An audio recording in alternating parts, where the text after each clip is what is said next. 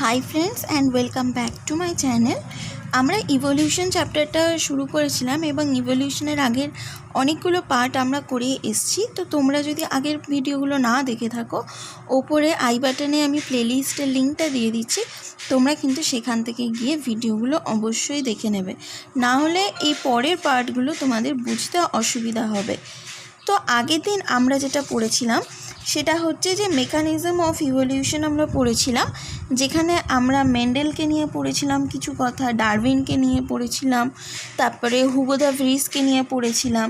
তারপরে Hugo the Vries R Darwin দুজনের যে মতটা ছিল সেটার মধ্যে কি কি ডিফারেন্স ছিল সেইটা নিয়ে আমরা পড়েছিলাম। যেমন আমরা পড়েছিলাম যে আগের দিন যে হুগো দ্য ভ্রিস বলেছিলেন যে র্যান্ডম ডাইরেকশনে হচ্ছে ইভলিউশন হয়ে থাকে, কিন্তু সেখানে ডারউইন বলেছিলেন যে যে কোনো একটা নির্দিষ্ট ডাইরেকশনেই হয়ে থাকে। এরকম আমরা অনেকগুলো ডিফারেন্স পড়েছিলাম, তো তোমরা আগের পার্টটা কিন্তু অবশ্যই দেখে নিও। তারপরে আমরা পড়েছিলাম যে এই ধরনের ন্যাচারাল সিলেকশন, যেটা ডারউইন যে তথ্যটা দিয়েছিলেন সেই তথ্য অনুসারে যে ন্যাচারাল সিলেকশন কত রকমের হতে পারে আমরা সেগুলো পড়েছিলাম। সেখানে আমরা পড়েছিলাম stabilising natural selection, directional natural selection আর ডিসরাপটিভ ন্যাচারাল সিলেকশন। প্রত্যেকটা ন্যাচারাল সিলেকশনের আমরা এক্সাম্পল দিয়ে দিয়ে বুঝেছিলাম, তো তোমরা সেটাও কিন্তু একবার চেক করে নিও। ওকে, আজকে যেটা আমরা পড়ব সেটা হচ্ছে যে হার্ডি-উইনবার্গের প্রিন্সিপালটা আমরা আজকে শুরু করছি। ঠিক আছে, দেখো কি বলছে যে in a given population one can find out the frequency of occurrence of alleles of a gene or a locus। মানে কি বলছে যে কোনো একটা পপুলেশনে যে একটা সবাই হচ্ছে একটা অ্যালিলসের ফ্রিকোয়েন্সি পাওয়া যাবে, একটা জিনসের জিনের যে অ্যালিল আছে তার একটা ফ্রিকোয়েন্সি সবসময় একটা পপুলেশনের মধ্যে থাকবে। This frequency is suppose to remain fixed. বলছে যে এই যে ফ্রিকোয়েন্সি যেটা পাওয়া যাচ্ছে এটা কিন্তু সবসময় ফিক্স হয় কোনো একটা পপুলেশনের ক্ষেত্রে। আবারও বলছি শোনো, একটা নির্দিষ্ট পপুলেশনের ক্ষেত্রে জিন ফ্রিকোয়েন্সি কিন্তু সবসময় সমান হচ্ছে, এটা হার্ডি-উইনবার্গ বলেছেন। And even remain the same through out the generation. মানে কি বলছে যে এই যে জিন ফ্রিকোয়েন্সিটা এটা কিন্তু একটা জেনারেশনে হলো, নেক্সট জেনারেশনে আর হচ্ছে না, এরকম কিন্তু নেই, থ্রু আউট দ্য জেনারেশন হতে থাকছে। আর যদি ধরো যে কোনো দিন কখনো যদি এই জিন ফ্রিকোয়েন্সিতে চেঞ্জ হয়, তার মানে তোমায় বুঝতে হবে যে কোনো বড় ধরনের মহামারী হয়েছে, যার জন্য বা কোনো পপুলেশনের হচ্ছে ইভলিউশন হয়েছে বা নতুন করে কিছু অ্যাডাপ্ট করেছে, যার জন্য হচ্ছে যে জিন ফ্রিকোয়েন্সিটা তাদের চেঞ্জ হয়ে গেছে। না হলে কিন্তু কোনো একটা নির্দিষ্ট পপুলেশনে জেনারেশন আফটার জেনারেশন কিন্তু জিন ফ্রিকোয়েন্সি সেম থাকে, মানে ফিক্সড হয়। Hardy-Weinberg principal stated it using algebraic equation. Hardy-Weinberg কিন্তু এটাকে একটা অ্যালজেব্রিক ইকুয়েশনে বুঝিয়েছিলেন। ঠিক আছে, আমি তোমাদের প্রথমে তাহলে ওই ইকুয়েশনটা তোমাদের বুঝিয়ে দেখো। আমি এখানটায় করে রেখেছি যে যেখানে এটা হচ্ছে হার্ডি-উইনবার্গের প্রিন্সিপালটা বোঝার জন্য তোমাদের আগে এইটা বুঝে নেওয়া দরকার যে জিন ফ্রিকোয়েন্সিটা জেনারেশন আফটার জেনারেশন কী করে সেম থাকছে। তো সাপোজ ধরো যে কোনো একটা জিনোটাইপসের মধ্যে আমরা দেখছি যে দু ধরনের অ্যালিল আছে, একটা হচ্ছে এ আর একটা হচ্ছে বি। আচ্ছা, তার আগে আমরা এইটা জেনে নিই যে সায়েন্টিস্টরা ধরেছেন যে আগে যখন প্রিমিটিভ আর্থ ছিল, যখন জিন প্রথম গঠন হচ্ছে, তখন যে জিনটা ছিল সেটাকে বলেছে ওয়াইল্ড জিন। ঠিক আছে, সেটাকে কনসিডার করেছে সায়েন্টিস্টরা ওয়াইল্ড জিন হিসাবে। এবং এই ওয়াইল্ড জিনটাই কিন্তু পরবর্তীকালে আমরা যে ডমিনেন্ট যে জিনটাকে দেখি বা যে কোনো ডমিনেন্ট ক্যারেক্টার্সের জন্য যে জিনটা দায়ী, সেই যে জিনটা সেইটা কিন্তু এই ওয়াইল্ড জিনের সাথে তাকে কম্পেয়ার করা হয়েছে। বলা হয়েছে যে এই ধরনের যে ডমিনেন্ট জিন আছে সেটা কিন্তু এই ওয়াইল্ড জিন। ঠিক আছে, এরপর কি হয়েছে দেখো, যে কোনো কারণে হয়তো এই ওয়াইল্ড জিন বা যে ডমিনেন্ট জিনটা ছিল সেটার মিউটেশন হয়ে গেছে, সেটার কোনো একটা চেঞ্জ হয়ে গেছে। তো চেঞ্জ হয়ে গিয়ে সেইটার হচ্ছে যেটা তৈরি করেছে মিউটেশনের ফলে যে রেজাল্টটা বানিয়েছে সেটা হচ্ছে যে রিসেসিভ ক্যারেক্টার নিয়ে পাওয়া গেছে, এবং এটাকেই পরবর্তী আমরা দেখেছি যে এটা রিসেসিভ জিন নামে পরিচিত হয়েছে। যেমন আমরা যে কোনো কিছুর ক্ষেত্রে দেখি দুটো জিনস যায়, একটা হচ্ছে ডমিনেন্ট একটা রিসেসিভ, বা দুটো ক্যারেক্টার দেখা যায়, একটা ডমিনেন্ট ক্যারেক্টার একটা রিসেসিভ ক্যারেক্টার, ঠিক আছে। তো এই যে ডমিনেন্ট আর রিসেসিভ, তাহলে ডমিনেন্টে এসছে ওয়াইল্ড জিন থেকে, এবার নেচারে কোনো ধরনের মিউটেশন হয়েছে, তো তার ফলে কি হয়েছে, ডমিনেন্ট জিনটা হচ্ছে চেঞ্জ হয়ে গিয়ে যে আর একটা নতুন ক্যারেক্টারের সৃষ্টি করেছে, সেটা হচ্ছে এই ধরনের রিসেসিভ জিন বা রিসেসিভ ক্যারেক্টার, ঠিক আছে। এবার ধরো যে কোনো একটা পপুলেশনে যদি তোমার ধরো এবার কোনো একটা পপুলেশন হচ্ছে তুমি দেখো 3 ধরনের হচ্ছে এই জিনোটাইপিক ক্যারেক্টারিস্টিক্সে তুমি মূলত আমরা দেখতে পাই এই 3 ধরনের অ্যালিলস, ঠিক আছে। যেমন হচ্ছে প্রথমেরটা হচ্ছে যে এ মানে এটা হচ্ছে ডমিনেন্ট ক্যাপিটালে, তারপরে আমরা পাবো ক্যাপিটাল এটা হচ্ছে যে ডমিনেন্ট, ঠিক আছে। এটাকে আমরা সবসময় জানি যে এটা কি হয়, ডমিনেন্ট, তাই তো। আর তারপরে যেটা পাই এই যে এটা হচ্ছে যে কোনো ধরনের রিসেসিভ শো করে এটাকে, তো আমরা এটাকে লিখবো যে রিসেসিভ। আর এইটা হচ্ছে যে এই দুটোর মিক্স, ঠিক আছে। দেখো একটা ক্যাপিটালে এসছে একটা স্মল এসছে, এটা যখন তোমাদের সেই মেন্ডেলিয়ান থিওরি যখন পড়ানো হবে বা জেনেটিক্স যখন তোমরা পড়বে তখন আমি আরও ভালোভাবে তোমাদের বুঝিয়ে দেবো। শুধু এখন এইটুকু জেনে রাখো যে এটা হচ্ছে ডমিনেন্ট ক্যারেক্টার শো করছে, এটা হচ্ছে রিসেসিভ ক্যারেক্টার শো করছে বা রিসেসিভ জিন, আর এইটা হচ্ছে যে হেটেরোজাইগাস, ঠিক আছে। মানে এই দুটোকে হচ্ছে মিশিয়ে হচ্ছে এইটা তৈরি করেছে, দুটোর মিক্সিং একটা রেজাল্ট। তো তারপরে ধরো আমি ধরছি যে সাপোজ ধরো একটা কোনো পপুলেশনে যে জিন ফ্রিকোয়েন্সি আছে, তো সেই ফ্রিকোয়েন্সির যে মানে এখানটায় যে আমরা ধরলাম যে এই যে ডমিনেন্ট যেটা এই যে তো এই যে অ্যালিলটা, এই অ্যালিলের যে ফ্রিকোয়েন্সিটা এটাকে আমরা ধরলাম যে পি, আর স্মলের যে ফ্রিকোয়েন্সিটা ছিল অ্যালিলের সেটাকে আমরা ধরলাম যে কিউ, ঠিক আছে। এবার কি হচ্ছে, তো তাদের মধ্যে থেকে আমরা কি কি ধরনের পেতে পারি, ঠিক আছে। তো তুমি যদি এইটাকে ধরো যে এইভাবে হচ্ছে আমরা পাবো, কারণ এদের মধ্যে হচ্ছে মোনোহাইব্রিড, দেখো মোনোহাইব্রিড ক্রস হয়, ঠিক আছে। মোনোহাইব্রিড ক্রস করে তুমি হচ্ছে এই ধরনের একটা রেজাল্ট পাচ্ছ, যেখানে হচ্ছে ক্যাপিটালে স্মলে আর দুটো হচ্ছে স্মলে, ঠিক আছে। তো তার মানে এখানটায় হচ্ছে যে তুমি হচ্ছে একটা হচ্ছে ডমিনেন্ট ক্যারেক্টারস পাচ্ছ, একটা রিসেসিভ পাচ্ছ, কিন্তু দুটো হচ্ছে তার মিক্সিং যে হেটেরোজাইগাস ক্যারেক্টারিস্টিক্সটা সেটা তুমি পাচ্ছ। তো এখানে হচ্ছে সেই ফর্মুলাটাই বসানো হয়েছে যে দেখো এখানটায় ক্যাপিটালে তো তুমি 3 ধরনের যেহেতু ভ্যারিয়েশন পেয়েছো, তো তোমাকে এখানে 3 ধরনের ভ্যারিয়েশন লিখে দিলে যে ক্যাপিটালে স্মলে, ঠিক আছে। এরপরে ক্যাপিটালে এইটাকে আমরা ডিনোট করেছি পি দিয়ে, তো আমি এখানে দুটো পি লিখে দিলাম। তারপরে ক্যাপিটালে স্মলে এটাকে আমি হচ্ছে পি, ক্যাপিটাল এটা পি আর স্মল এটা কিউ, তো আমি ডিনোট করে দিলাম। আর স্মল এটা হচ্ছে কিউ দিয়ে আমি ডিনোট করেছি, কারণ এটা এখানে কিউ ধরা হয়েছে। এবার দেখো তুমি যদি এগুলোর নাম্বার নিয়ে বলতে চাও যে কোনটা কত নাম্বার, মানে কতগুলো করে নাম্বার এসছে এখানে ক্রস করার সময়, তো এটা একটাই এসছে, ঠিক আছে। তো আমরা এখানে একটাই লিখে দিলাম, ঠিক আছে। এটাও দেখো একটাই এসছে, তো আমরা এখানে একটাই লিখে দিলাম, ঠিক আছে। কিন্তু এই যে ক্যাপিটালে স্মলে এটা কিন্তু দুটো এসছে, ঠিক আছে। তো আমরা এখানে দুটো লিখলাম, ঠিক আছে।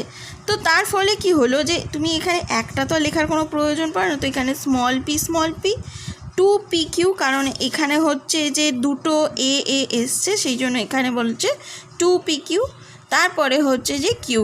তো তার মানে এটা এক কথা আমরা বলতে পারি যে p² + 2pq + q², ঠিক আছে। এবার এইখান থেকে আমরা কোন ফর্মুলাটাকে মনে করতে পারি, p² + 2q + 1, এটা হচ্ছে যে তোমার সেই আগে আমরা ছোটোবেলায় যেটা পড়েছিলাম a² plus 2ab plus B square equal to 1, মানে হচ্ছে a প্লাস বি এর হোল স্কোয়ার। এই ধরনের একটা ফর্মুলা তোমাদের আমরা সবাই ছোটোবেলায় পড়েছিলাম। তো এখানে হচ্ছে সেইটাই কাজে লাগছে।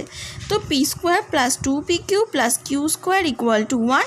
তো এটার মানে বোঝাতে চাইছে শর্ট ফর্মে যে পি প্লাস কিউ এর হোল স্কোয়ার ইকুয়াল টু 1। তো এখানে হচ্ছে 1 স্কোয়ার তো এরমভাবে কোনো হয় না, তো সেই জন্য এখানে হচ্ছে যদি তুমি স্কোয়ারটাকে দুদিক থেকে তুলে দাও তো তারপর হচ্ছে P plus Q equals to 1। ঠিক আছে, তাহলে এতদূর পর্যন্ত আশা করছি যে তোমরা বুঝতে পেরেছো।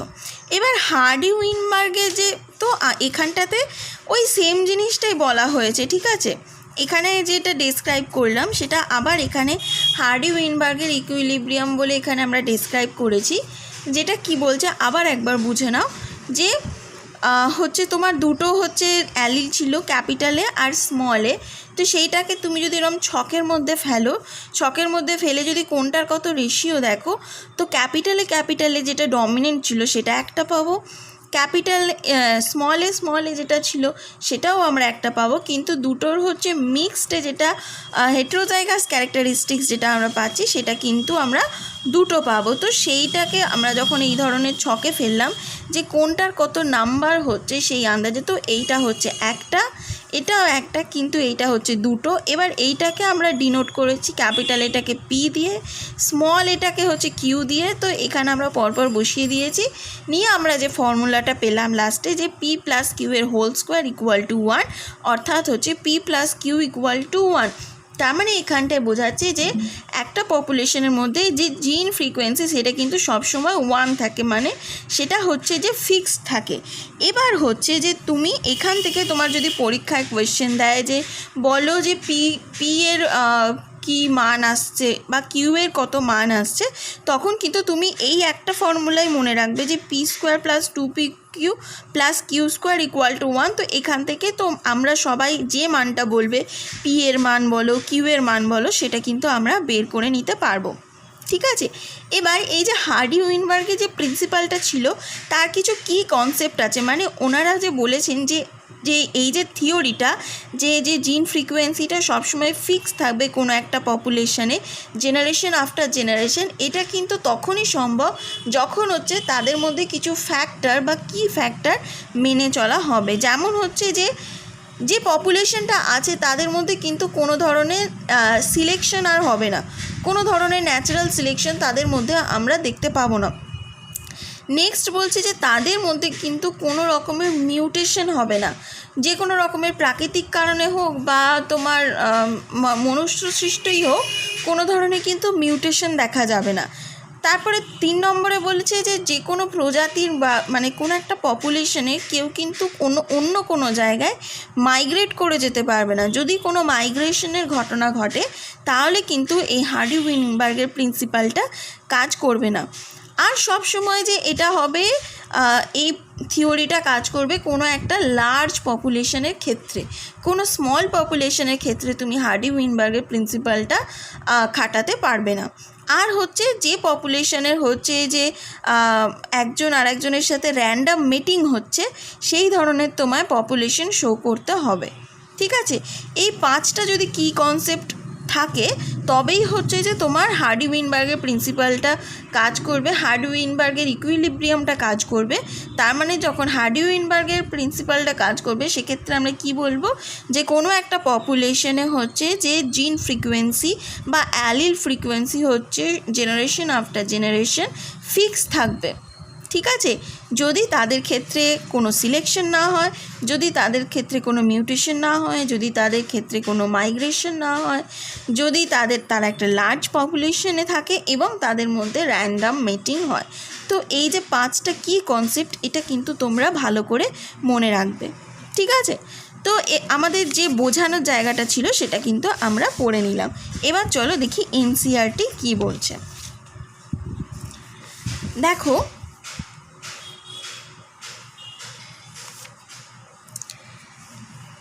this principle says that allele frequency in a population are stable। মানে এই প্রিন্সিপালটাই কি বোঝানো হয়েছে যে কোনো একটা পপুলেশনের অ্যালিল ফ্রিকোয়েন্সিটা কিন্তু স্টেবল থাকছে। And is constant from generation to generation, এবং সেটা হচ্ছে কনস্ট্যান্ট থাকছে জেনারেশন আফটার জেনারেশন, মানে অ্যালিল ফ্রিকোয়েন্সি হচ্ছে সেম থাকছে, কোনো একটা পপুলেশনের ক্ষেত্রে স্টেবল থাকছে, আর জেনারেশন আফটার জেনারেশন সেইটাই মেনটেন করে যাচ্ছে, মানে এটা কনস্ট্যান্ট। দ্য জিন পুল, total genes and their alleles in a population remains a constant, মানে কি বলছে, জিন পুলটা আগে ধরে না, এখানে জিন পুল একটা কথা বলেছে। জিন পুল মানে হচ্ছে যে টোটাল জিন বা টোটাল অ্যালিল, কোনো একটা পপুলেশনের মধ্যে যে টোটাল জিনটা আছে বা টোটাল অ্যালিলটা আছে সেইটাকে আমরা বলবো জিন পুল। মানে এইটা মূলত হচ্ছে তোমার গ্যামেটোসাইটসের মানে সংখ্যাটাকে বোঝানো হচ্ছে, ঠিক আছে। মানে টোটাল জিন বা টোটাল অ্যালিল যেটা আছে সেটাকে কোনো একটা পপুলেশনের আমরা জিন পুল বলতে পারি। এইটাও সবসময় কিন্তু কনস্ট্যান্ট হবে। This is called genetic equilibrium. এইটাকে আমরা বলি যে জেনেটিক ইকুইলিব্রিয়াম। এই যে জিন পুলটা যে কনস্ট্যান্ট থাকছে এইটাকে আমরা বলবো genetic equilibrium. Sum total of all the allelic frequencies is 1, ঠিক আছে। মানে কি বলছে যে টোটাল যদি অ্যালিলিক ফ্রিকোয়েন্সি করা হয়, সব অ্যালিলদের নিয়ে যদি একটা যোগ করা হয়, তো তাদের ফ্রিকোয়েন্সিটা কিন্তু সবসময় 1 থাকবে বা সেম থাকবে, কনস্ট্যান্ট থাকবে। Individual frequencies for example can be named P, Q etcetera. তো আমি যেটা এইখানটায় করলাম যে এই যে ইন্ডিভিজুয়াল ফ্রিকোয়েন্সি যেটা আমি ধরে নিয়েছিলাম, এই যে ইন্ডিভিজুয়াল ফ্রিকোয়েন্সি ধরেছিলাম, যেমন এটাকে ধরেছিলাম যে আমি পি, আর স্মল এটাকে ধরেছিলাম কিউ। তো এখানেও সেটাই বলছে যে ইন্ডিভিজুয়াল ফ্রিকোয়েন্সিটাকে আমরা ধরতে পারি যে পি, কিউ এরকম কিছু নাম দিয়ে ধরতে পারি। In a diploid, P and Q represent the frequency of allele capital A and allele small A. তো এইখানে সেটাই বলেছে যে তুমি একটা ডিপ্লয়েড সেলের ক্ষেত্রে যে স্মল পি যেটা আছে সেটাকে তুমি অ্যালিল ক্যাপিটাল এর জন্য ধরতে পারো, আর অ্যালিল স্মল এর জন্য হচ্ছে তুমি কিউটা ধরতে পারো, যেটা আমরা এখানটায় করেছি। ক্যাপিটালের জন্য ধরেছি পি আর স্মল এর জন্য ধরেছি Q. The frequencies of capital A individuals in a population is simply p square। এই যে ক্যাপিটাল এ পপুলেশন হচ্ছে simply P square. This is simply stated in another ways, that is the probability that an allele A with a frequency of P appear on both the chromosomes of a diploid individual is simply the product of the probabilities, that is p square। মানে কি বলছে যে এই যে ধরো এটা, এই যে অ্যালিল এ, এইটা কি বোঝাচ্ছে যে এর যে ফ্রিকোয়েন্সিটা হবে সেটা কিন্তু ক্রোমোজোমস, দুটো ক্রোমোজোমের মধ্যে যদি তুমি গুণ করো তো গুণের হচ্ছে একটা প্রোডাক্ট আমরা পাচ্ছি, ঠিক আছে। এই যে এখানে বলেছে যে এই যে simply the product of the probabilities, that is P square, ঠিক আছে। মানে এইটা হচ্ছে একটা প্রোডাক্ট পি স্কোয়ার, যে পি মানে হচ্ছে আমরা পি স্কোয়ার পেলাম। এই পি স্কোয়ার মানে হচ্ছে দুটো অ্যালিলকে মানে নির্দেশ করছে, যেটা হচ্ছে capital A. Similarly of small A is Q square, of A মানে capital a small A 2pq, মানে আমরা এখানে যেটা পড়েছি, ঠিক আছে। Hence P square plus 2pq plus Q square equal to 1। এইটা কিন্তু সবসময় তোমরা মাথায় রাখবে, এবং এইখান থেকেই তোমাকে পি এর মান, কিউ এর মান যা কিছু বলুক তোমরা কিন্তু সেটা পারবে বের করতে। This is a binomial expansion of P plus Q এর হোল স্কোয়ার। তো পি প্লাস কিউ এর হচ্ছে হোল স্কোয়ারের এটা ফর্মুলা। হোয়েন ফ্রিকোয়েন্সি মেজার্ড, যখন কোনো একটা ফ্রিকোয়েন্সি মেজার্ড করা হয়, ডিফার্স ফ্রম এক্সপেক্টেড ভ্যালুস, তার এক্সপেক্টেড ভ্যালু থেকে যদি সেটা ডিফার হয়ে যায়, the difference direction indicates the extent of evolutionary changes. আমি যেটা প্রথমে বললাম যে হার্ডি উইনবার্গের প্রিন্সিপাল যদি কোনো একটা পপুলেশনের ক্ষেত্রে না খাটে, তো তখন তোমাকে বুঝতে হবে যে সেই পপুলেশনটার মধ্যে কোনো একটা মিউটেশন হয়েছে বা কোনো একটা ইভলিউশন হয়েছে, যার জন্য হচ্ছে যে হার্ডি উইনবার্গের প্রিন্সিপালটা কাজ করছে না। তাদের মধ্যে যে জেনেটিক ফ্রিকোয়েন্সিটা আছে সেটা হচ্ছে সেম নেই, সেটা কনস্ট্যান্ট নেই generation after generation. Disturbance in genetic equilibrium or Hardy-Weinberg principle, that is change of frequency of alleles in a population would then be interpreted as a resulting of evolution. যদি genetic ইকুইলিব্রিয়ামের disturbance হয়, যদি hardy উইনবার্গের principal না খাটে, কোনো একটা পপুলেশনের ক্ষেত্রে যদি জিন ফ্রিকোয়েন্সি না কনস্ট্যান্ট থাকে, তখন তোমাকে বুঝতে হবে যে সেখানে ইভলিউশন হচ্ছে, সেই জন্য হচ্ছে সেটা সমান নেই, রেজাল্টিং ইন অ্যান ইভলিউশন। তো এটা হচ্ছে একটা ইভলিউশনের জন্য এই ঘটনাটা হয়ে থাকছে। ঠিক আছে, তো আশা করি যে তোমরা এই ব্যাপারটা তোমরা বুঝতে পেরেছো সবাই। এইখানে তোমাদের আমি যেটা বুঝিয়েছি, এই হার্ডি উইনবার্গের প্রিন্সিপাল সবটা বুঝে বুঝে করবে, তাহলে দেখবে কোনো প্রবলেম হবে না। ভুলে গেলেও আবার ঠিক ম্যানেজ করে তোমরা নিতে পারবে যদি কনসেপ্টটা ক্লিয়ার থাকে। তো আজকে এই পর্যন্তই থাক। তোমাদের যদি ভিডিওটা ভালো লাগে অবশ্যই লাইক করে দিও, কমেন্ট করে দিও, চ্যানেলটাকে সাবস্ক্রাইব আর শেয়ার করে দিও। ওকে, থ্যাংক ইউ।